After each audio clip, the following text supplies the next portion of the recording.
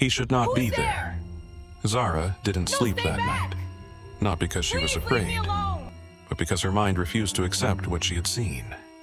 An obituary, a dated photograph, a name she could no longer shake from her thoughts. Daniel. She lay in bed, staring at the ceiling, replaying the woman's words over and over again like a broken recording. He was buried. Zara turned on her side abruptly. No, she whispered to the empty room. It's some kind of setup. But even as she said it, her voice lacked conviction. By morning, she had already decided what to believe. It was fake. It had to be. People lied. Women exaggerated. Jealous wives did worse. And Daniel, quiet, controlled Daniel, was simply another man playing a strange game. That decision restored her confidence. By afternoon, she was back outside, back in control, back in motion, until she saw him again. Standing outside a small junction near Lakey Phase 1. Same posture, same stillness, same eyes. Zara slowed down.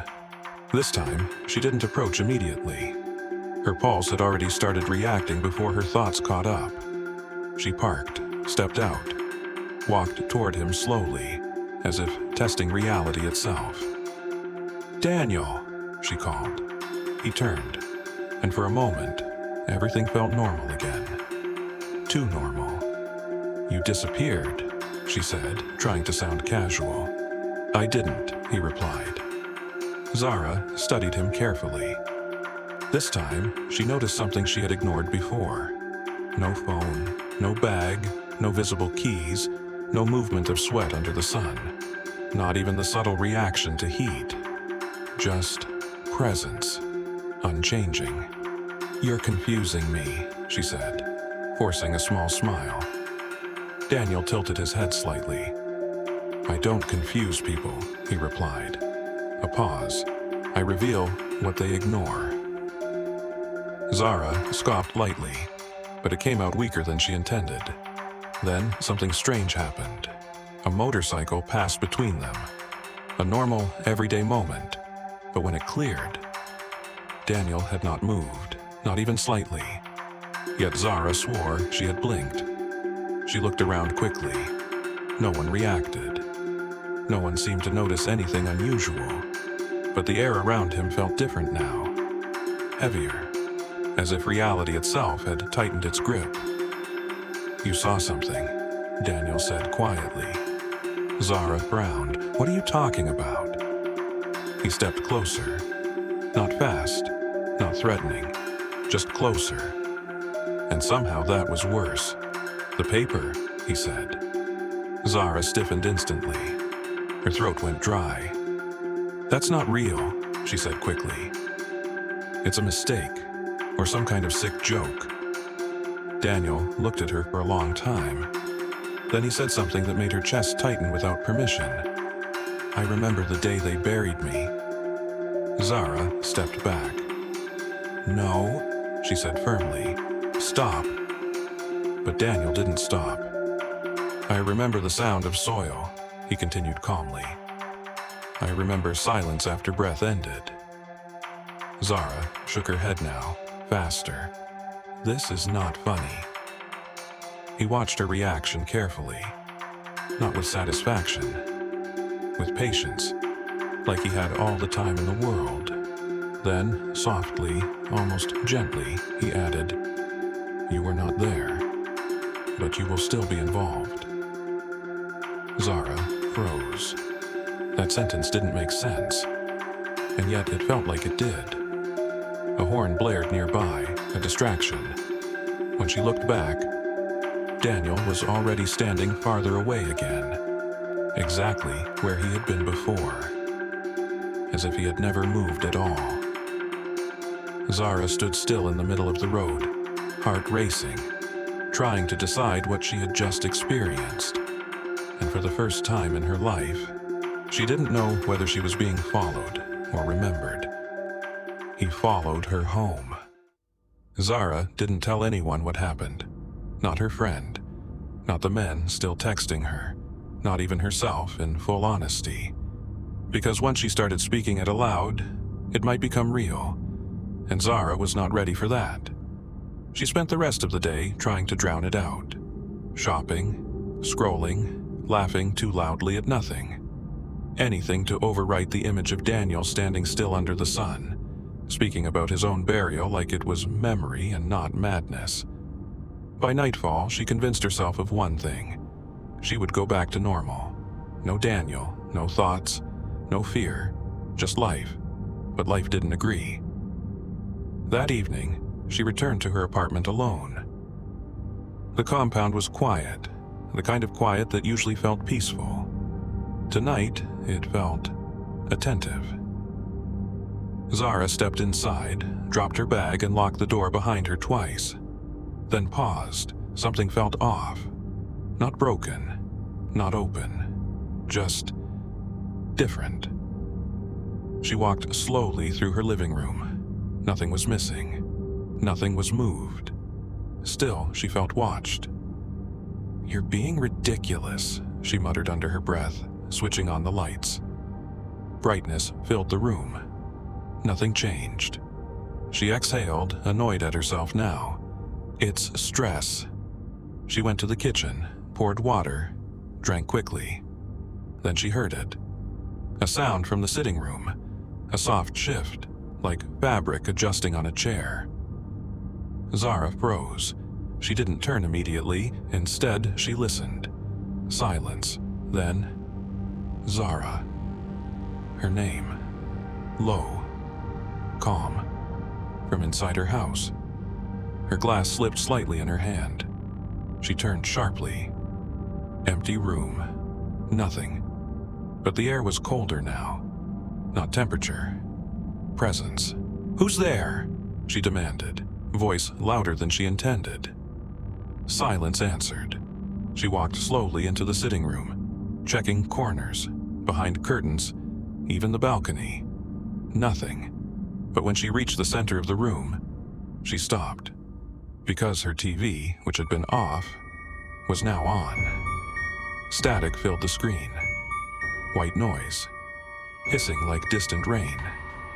And then, his reflection appeared. Not in the room. On the screen, Daniel. Sitting, calm, watching her through the static. Zara stumbled back immediately, breath catching. "No," she whispered. The screen flickered, and his voice came again, not from the TV, from behind her. "You always bring them into your space," he said quietly. "Now I've come into yours." Zara spun around instantly. Nothing. But the lights flickered once, twice, then steadied. When she turned back to the TV, it was off. Her reflection stared back at her instead. Only hers. She stepped backward slowly, heart pounding violently now. "This is not happening," she said, voice shaking despite her effort. Then her phone on the table vibrated. Once. A message notification. Unknown number. She didn't want to open it, but her hand moved anyway. The message was short. Only 3 words. "I am inside." Zara dropped the phone immediately, and in that exact moment, the temperature in the room dropped again. Behind her, the faint sound of breathing appeared. Close. Too close. But when she turned, there was still no one there. Only silence, and the unbearable certainty that silence was no longer empty. He learns her life. After that night, Zara stopped feeling alone, even in crowded spaces. It wasn't something she could explain easily. It was subtle at first. A feeling of being observed when no one was looking. A sense that silence had weight again. And worse, familiarity. She tried to fight it the only way she knew how. Distraction. She returned to her routine. Restaurants, shopping, late-night drives, meetings with men who still thought they had access to her attention. But something had changed. They all felt distant now, like she was no longer fully present in the same world as them. And every time she was alone for too long, she felt it again. That presence. Daniel. Not seen, Not heard, but there. One afternoon, she met a new man, a wealthy investor introduced through a friend. He was everything she used to enjoy: confident, loud, eager to impress. But Zara found herself uninterested. While he spoke, she kept glancing at reflections: windows, glass walls, polished surfaces. Checking. Always checking. "Are you okay?" the man asked at one point. Zara blinked. "I'm fine." But she wasn't listening anymore, because behind the man, just for a split second, she saw Daniel standing near the entrance, still, watching. Her head snapped instantly. The entrance was empty. The man noticed her reaction. "Did you see someone?" Zara forced a smile. No. But her appetite was gone. That night, she avoided going home immediately. She drove instead, moving through Lagos roads aimlessly, convincing herself that motion meant safety. But no matter where she went, she felt it. Not following her car, not behind it, inside the rhythm of it. At one point, she stopped at a quiet roadside to breathe. Streetlights buzzed overhead. Traffic faded behind her, and for a moment it felt almost normal again. Then her phone rang. Unknown number. Zara stared at it. Didn't answer. It rang again. She rejected it. Then immediately, a message arrived. "You are learning me faster now." Her breath caught. She looked around the empty road quickly. Nothing. But her reflection in the windshield wasn't alone. For a split second, just a flicker, Daniel was seated in the passenger seat, calm, facing forward. Zara screamed and jerked away, hitting the door handle hard enough to unlock it. She stumbled out of the car, breathing fast, heart pounding violently. When she looked back, the passenger seat was empty. The car was empty, but the seatbelt inside was hanging loosely, as if someone had just been sitting there. Zara backed away slowly. "No," she whispered. "No, no, no." But deep inside her panic, another thought was forming. Not fear, realization. He wasn't just appearing anymore. He was learning her spaces, her habits, her silence. And whatever Daniel was no longer visiting her life. He was adapting to it. The burial was not the end. Zara stopped going out completely. Not because she was safe inside, but because nowhere outside felt different anymore. The boundaries between home and outside had started to dissolve in her mind. Every space now carried the same quiet pressure, like something unseen had learned how to exist everywhere she went. And Daniel no longer needed to appear fully. Sometimes it was just his name on her phone. Sometimes it was her reflection moving a fraction too late. Sometimes it was silence that felt too aware. She began sleeping with lights on, then with the TV on, then with both. Still, she woke up at exactly the same hour every night. 3:07 a.m. Always. One night, unable to bear it anymore, Zara sat up in bed, breathing unevenly. "This has to stop," she whispered into the empty room. No response. She grabbed her phone, scrolled through contacts, stopped at his number. Unknown. Still there. She hesitated, then called. The phone rang once, twice, and then it picked up, but there was no greeting, only silence, then faint sound, like wind passing through something hollow. Zara's throat tightened. "Daniel?" A pause, then his voice. Close. Not through the phone. Around her. "You called me this time," he said softly. Zara froze completely. The lights flickered, once, twice, then steadied. "You're not real," she said quickly, forcing strength into her voice. "You can't be." A long silence followed. Then Daniel spoke again. Calm, controlled. "I was real," he corrected. "Before you decided I wasn't supposed to be." Zara stood up from the bed slowly. Her legs felt weak. "Why are you doing this to me?" she asked, voice breaking slightly despite her effort. This time, there was no immediate answer. Instead, the room felt heavier, like something was settling into place. Then Daniel spoke again, and this time his voice sounded less like a man and more like memory.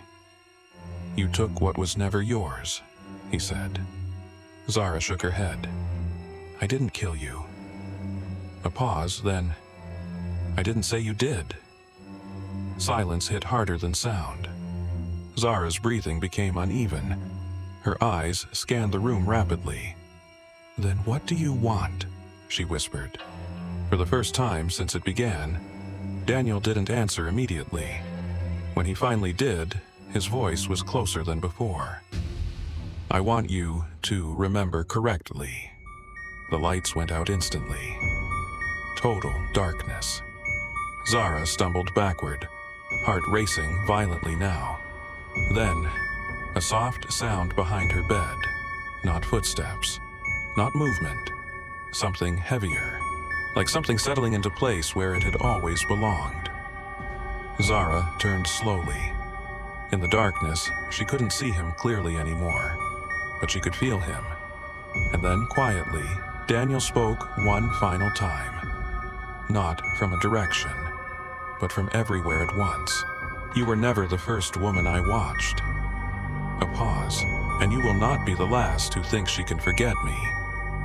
Zara's breath stopped, because in that moment, she finally understood the truth she had been avoiding since the beginning. Daniel wasn't haunting her because she chose him.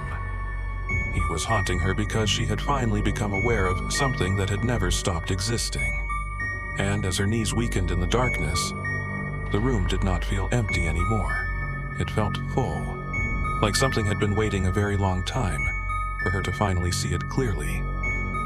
Watch out for part 3 to know what finally befell on Zara. If you loved this video, kindly like, comment, share, and subscribe to this channel to keep enjoying insightful stories.